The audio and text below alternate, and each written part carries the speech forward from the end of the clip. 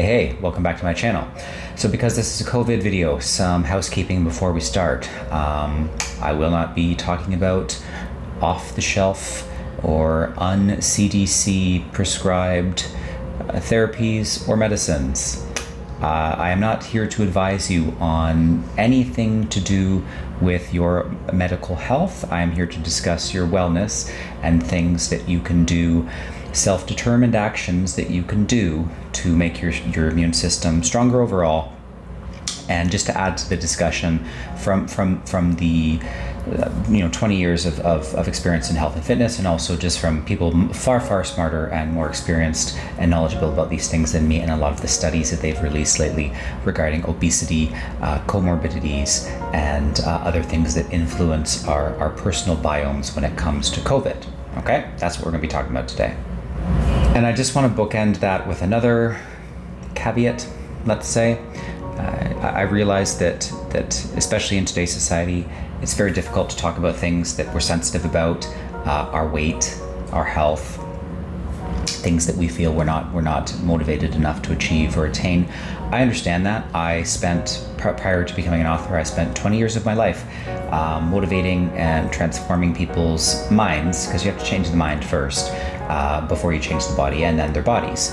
So I understand that this is difficult. I understand that transformation is difficult. I understand that it can seem almost insurmountable to begin to change a pattern of bad behavior.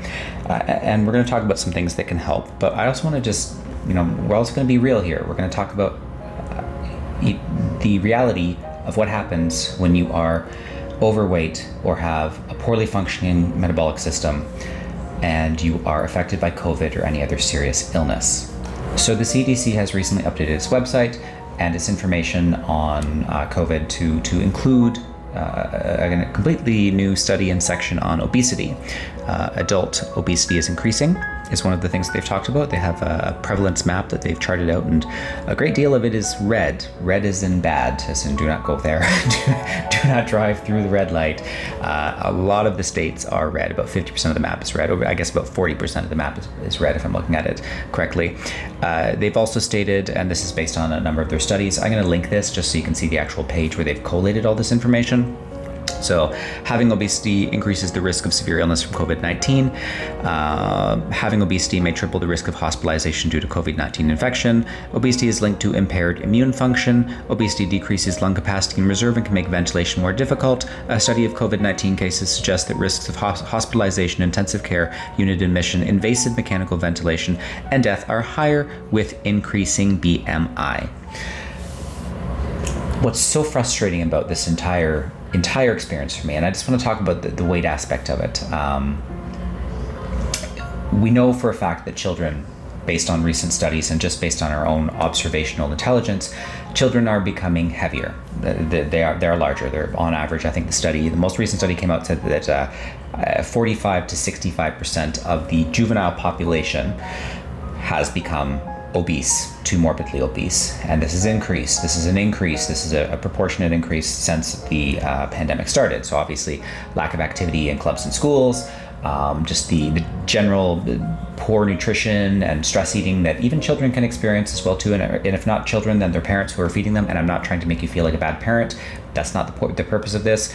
But that is something that happens. Like we make poor nutritional decisions, and this creates a domino effect. And for something like COVID to come along and take advantage of people that have tremendously compromised immune systems, from obesity, metabolic disorders, reduced lung capacity from the excess weight. There's so many things that come off of this, in addition to the risks for stroke, cancers, heart attack, and the usual suspects that also kill us, aside from joyful COVID. And public health has completely dropped the ball on this issue. So here we are 2 years into a full-on pandemic, third or fourth wave depending on where you live, and the CDC is now just beginning to talk about obesity in a nation that is predominantly obese and has been for some time.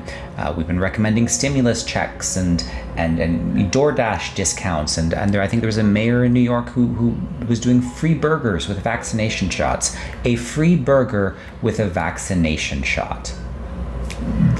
The brain is boggled when I see stuff like this. I understand that vaccination is important. I'm not here to make an argument for or against that. I think that is a personal medical decision, and I think that everyone should have the right to bodily autonomy to decide that for themselves. That aside, the issue of vaccinations, and you shouldn't be asking people if they're vaccinated, and you shouldn't be giving that information freely, because that is your sovereign medical information. The number of rights that we're giving away, and I am pro-vaccine. I think most people are not in an optimal state of health to have the kind of immune response that Joe Rogan had, where he bounced back. And I think that's actually a really important story we should talk about, just very briefly as an aside. It's not the fact that he took horse dewormer, because he didn't. He took medicine prescribed by a doctor, which I'm not going to mention for obvious reasons. And he took a bunch of other things. But what's really got Joe Rogan through is that he had a very low BMI. The man is fit as F-U-C-K and has a fantastic diet.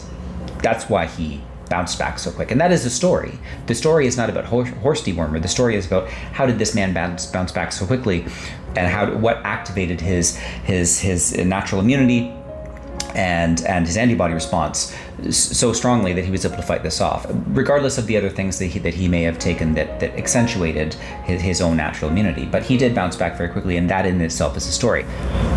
I'm a similar story. So I haven't been sick since 2015, Christmas of 2015, and it was one hell of a bug. It took me right out and had me in bed for about a week, and that's usually what does it. I get sick maybe once a decade on average. I think I've been sick probably about 6 times in my entire life, so I obviously have a very strong immune response. Most of my illnesses, actually, I'd say about 4 to 6 of those times was prior to me having a really robust and healthy biome.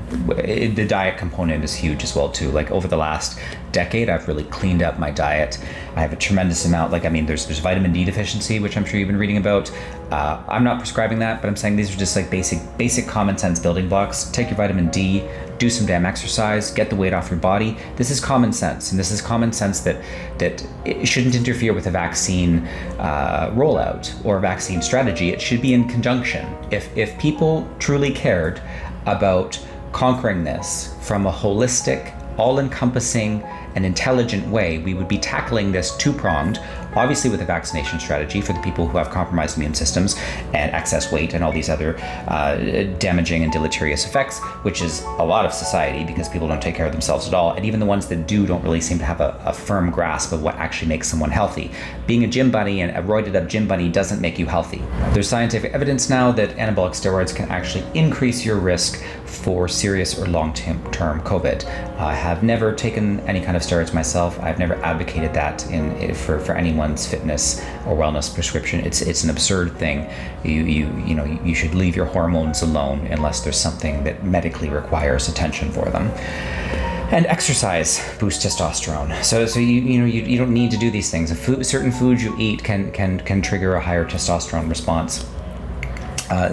Just obviously proper sleep will regulate your hormones as well too. These are all things that are within our control. So I really, was it Bill de Blasio, I think that's his name, the mayor of New York, prescribing people or trying to tease people to get vaccinated with a hamburger is entirely the wrong approach. It illustrates the sickness of our society as a whole, and I don't mean sickness mentally, even though we are in a very strange place in terms of as the collective mind seems to have some sort of mass mental illness going on, and people are just being trapped inside of their own heads and inside of their own paranoias and inside of their own fears. So that is a separate discussion entirely. I'm talking about the sickness of these institutions that on one hand are proselytizing health, and on the other hand are handing you a cardiac clogging, obesity inducing cancer. There's no reason to give someone that. There's so many studies that corroborate this. There's the South Korean cohort where it was over 200,000 people, and then they filtered them out by activity level. About 70,000 were highly active, people like me, so I actually work out 7 days a week, but I make sure I get active and plenty of rest as well, and nutrition to back that up. Don't recommend that for everyone, but people who worked out 5 days a week for 90 minutes of vigorous cardiovascular and resistance training. And that's how they define this segment of people. And then they track those people, and they track their medical history and their serology, and just saw how they interacted in this obviously highly transmissible environment that we're all in. Pretty much no one had any kind of adverse effects. Like literally no one. It was like 0.000001 or something, just an absolutely minuscule number. I'm going to put the study in the pinned comment below. I'm just getting a cat hair off my face. I wasn't picking my nose there. And I'm going to put it in just so you guys can take a look. And there's so many studies. There was one done, a smaller cohort that was just done on nurses. And they were looking at, well, why are these double vaccinated nurses double vaxxed, double poked? Why are these double vaxxed nurses? Why are some of them far more susceptible to COVID and other ones aren't? I guess they were having these breakthrough cases, or just they were testing their the viral load in their bodies. And it turns out that it was linked to, just on cursory examination, but we can extrapolate and we can determine that that's probably a mass probability. It was linked to their visceral fat. So the fat around their abdomen, the same fat that contributes to heart disease, stroke, cancers, horrible hormone irregulations, and all sorts of things. So you can actually still be, so back to the gym buddy, like, if you're this super jacked guy, but you're full of roids, you're not in an optimal state of health. If you're super skinny, but you've got garbage nutrition and one of those little, the skinny fat bellies, then you're not in an optimal state of health. So a lot of people aren't in an optimal state of health. So that's why vaccines obviously are probably good for them, because they're not capable of having a biome that can defend itself. Now, should we not be working on building that biome stronger, better, so that it's more resilient to disease, so that it is more reactive to the spike proteins we're putting into it? And there's actually a study that backs that up too, that says that people who are healthier and have low visceral fat have a better response to vaccines. Well, this is mind-blowing stuff here, people. If you're in a good state of health, guess what? Your immune system works better, whether it's boosted artificially or not. It just works better. So the absolute catastrophic failing of public health to make this a wedge issue, a wedge issue in every election that we've seen. We have not heard someone say, make America move again. We've heard make America great again. We've heard Orange Man bad. We've heard these ridiculous partisan rhetorics, and up here in Canada now they're turning into like it's a plague of the unvaccinated. Well, whoever said that is probably doing very well with his billionaire masters who like to divide us all and make us hate each other and make us see enemies amongst us. But the truth is, it's actually not a plague of the unvaccinated, because you have to explain Israel. You have to explain what's going to be happening in these countries that are 80-90% vaccinated, where all these breakthroughs infections are coming, and people's viral loads are still, like, it has become endemic at this point. So it's no longer about who's vaccinated and who isn't vaccinated. It's about addressing this issue in a more holistic and rational way. Make people healthier, and we will fight this thing better. And that's not me not saying get vaccinated. I've obviously made a case for why people should be vaccinated, because they're not in an optimal state of health. But I'm saying this will never go away or never become truly endemic until we begin to treat the root problems that make us so weak and susceptible to this disease. And we're not doing that. So I'm not here to shame you. I'm not here to make you feel bad about your life choices, because the beautiful thing about choices is that for every choice we make, we can make another until we're dead. So, and then you're kind of out of choices at that point. So until we reach that final choice, keep making better choices. Get outside, get some sun. There's plenty of evidence that this does not spread in outdoor spaces. So why the hell are we cramping ourselves inside these little petri dishes, breathing all over each other, eating garbage food, watching garbage TV, rotting our minds, rotting our bodies?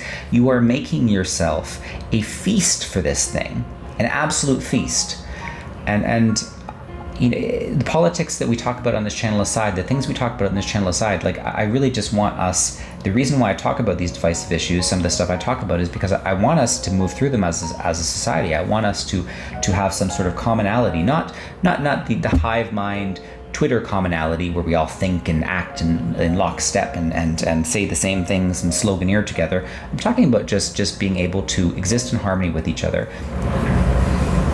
All right, so I'm going to link all of the studies and probably a couple more, all peer-reviewed, valid, CDC, not dark web, Fox News kind of stuff. These are legitimate studies, and I just want you to read them. Like, I think knowledge is power, and we've been kept, perhaps for our own good. There's this sense that people are too stupid to handle the information that they're given, and this is cast down from the ruling elite, this edict that we can't handle the truth and we can't handle nuance.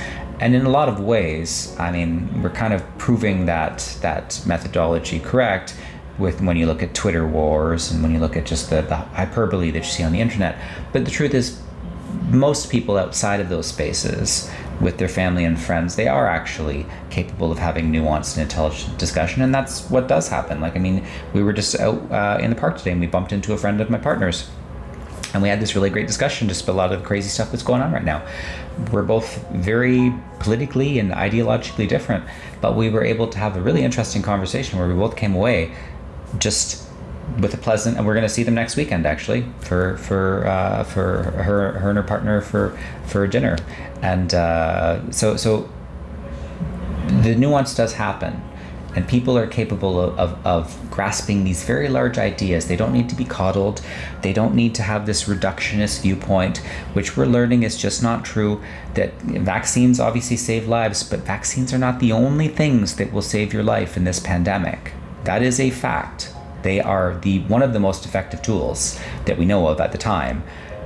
But being healthy, that's going to serve you for your entire life. That's going to serve you into the next pandemic, or the next mutation, or the next booster that you need to enhance your already ideally rich and powerful immune system. So this is, we're not well as a society. We're not well in our heads, and we're not well in our bodies, and this is manifesting online. And these systems are all linked. You cannot have unhealthy people in body and mind and then expect them to conduct healthy discourse. It's just not going to happen. We need to start addressing these underlying issues. They're starting to look at mental health, which is great, but again, look at physical health. These things are inexorably tied together. So that's all. I just want us to be healthier and happier, and as a result, wiser and able to have competent and kind discourse. And I don't think we're being given that opportunity. I think knowledge is being actively withheld from us, for our protection.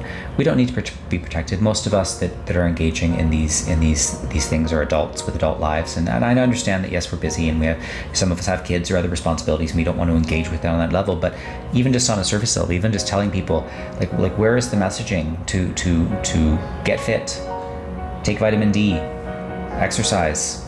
These things are free. You still get your vaccine. No one's saying don't do that. No one's saying that these things alone will supersede the power of vaccine. That's actually quite crazy, because again, you have to get to that state of optimal health to even begin to discuss the concept of natural immunity being effective, in my opinion. Most people, 99.9% of people, are just not there. So when's the last time you had a physical? When's the last time you did your blood work? When's the last time you found where your cholesterol was at?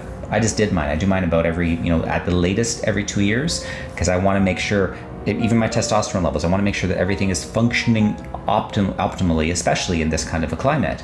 And that should be something that we're funneling money towards.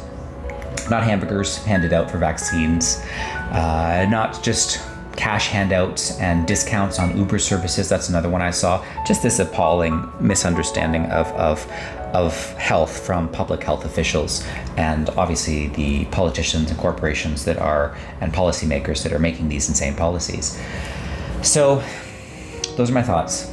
Got some videos here. You can check out my stuff. I'm just talking about this. I don't have a book or a fitness program that I'm trying to sell. I just want us to be healthier and happier and able to have kind and understanding and engaging discussions with each other. And I think that starts, personally, just I know from my own experience and all the people that I've helped in my life, that starts from a place of optimal health. Let's get there as a nation.